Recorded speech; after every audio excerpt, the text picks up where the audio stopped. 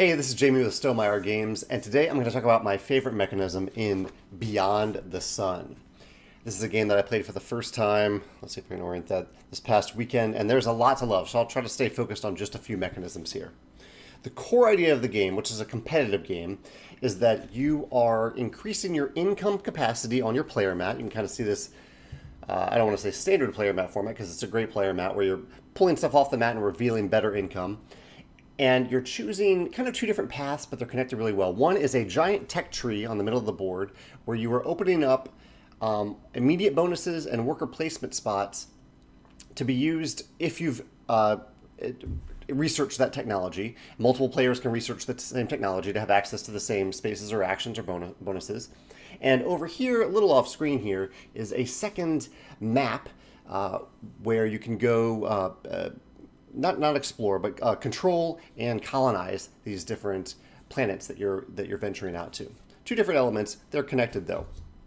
A couple things that I really like about this game. One, this tech tree system is brilliant, particularly because for a couple different reasons. But one of the reasons is that at the beginning of the game, you start off with a few actions that are right at the beginning of the tech tree. They aren't randomized. They're printed on the board. I think there are 4 actions. They're always the same. They're always available. But it makes teaching the game and onboarding yourself into the game so simple because you really only have to learn 4 actions. After that, the actions spread out and grow from there as you research different things.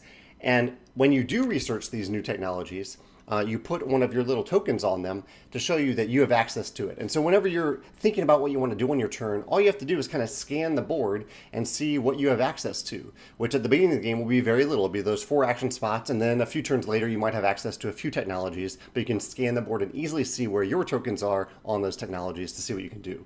I really like how the game starts out simply and expands in a way that just works really well. It's very easy to increase your kind of knowledge capacity throughout the game because of the way the game builds it into the tech tree. Really cool. As you research these tech tree options, and as you venture out onto the new planets, there are a lot of immediate bonuses. And I think this is crucial to the game because what the designer could have done is just had a bunch of technologies where you reveal the technology and on a future turn you get to actually use it.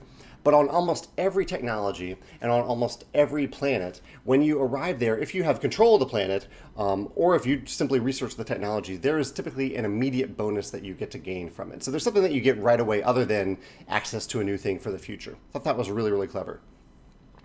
One subtle thing that I like, actually I'll finish by the tech tree. I really like how the split path system works on the tech tree. It's a little tough to describe. You can't really see it all that well in the photo here. But one key element here is that when you research a new technology, so say I research, there's these 4 technologies that are out here on the board early on. So they're out there. They each have a color associated with it. So there's like a green technology. I believe that's economy in this game. When you venture out and explore a technology that's connected to that economy tech card, that research card, this card on the board itself is just kind of an event that happens. It's a one-time event. It's not connected to economy at all. It's just an event that you reveal. And then you draw from the level 2 deck until you reveal at least 2 green cards, and you pick one of those cards to be the new technology. However, what happens here is that a lot of these cards are thematically tied to more than one category. There might be an economy card that's also related to military or technology. And so some of these cards have 2 colors on them.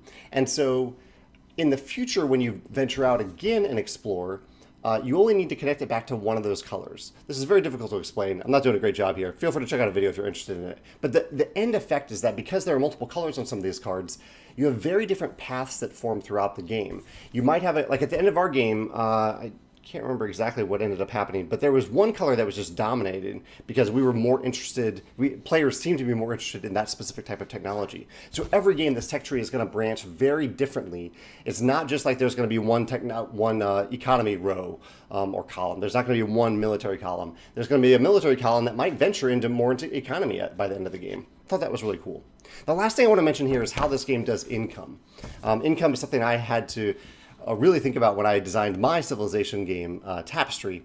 And basically, in that game, players usually take advancement turns, and sometimes they take income turns, because I wanted that flow of the game to continue. I wanted players just to take one turn after another until the game end was triggered, rather than have designated rounds where players play until the round ends and then have income happen.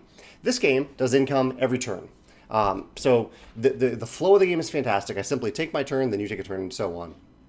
But on my turn, I am taking one action, and then gathering one income of my choice. So I will choose one of these 3 rows. See, there are these 2 with these discs on them. There's a bottom row as well. I'm choosing one of those rows to gain income from that row based on what I need most at that time. And it's just part of my turn, and it's so quick. All you're doing is kind of glancing down here and saying, okay, I need some ore. I'll mine for ore, or resource, ore production, yeah, population growth, and resource trade. You're choosing one of those things.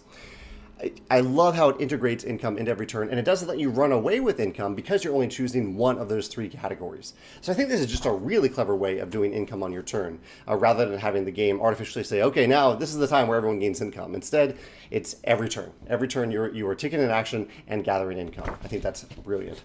Really, really clever game. If you love tech trees, I would highly recommend checking out Beyond the Sun. I had a great time with it, and I can't wait to play it again. If you have any thoughts about the game, if you've played it, or if you can think of any other games that have a shared tech tree like this, really, really cool. I'd love to hear your thoughts in the comments below, or any other games that integrate income into every turn. I'm blanking on the Bezier Games game that does it. What is the name of it? There's a Bezier game that does it too, that I should know the name of off the top of my head, but I don't. But yeah, those are my thoughts. I'd love to hear your thoughts on Beyond the Sun. Thanks.